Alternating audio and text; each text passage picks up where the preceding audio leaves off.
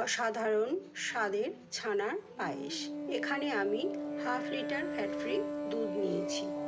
দুধটাকে ভালো করে গরম করে নেব। এর মধ্যে আমি 5-6টা এলাচ দানা থেতো করে দিয়ে দেব। এবার আমি বাড়িতে বানিয়ে রাখা কনডেন্সড মিল্ক এর মধ্যে দিয়ে দিলাম। এখানে আমার গ্যাসটা লো ফ্লেমে রয়েছে।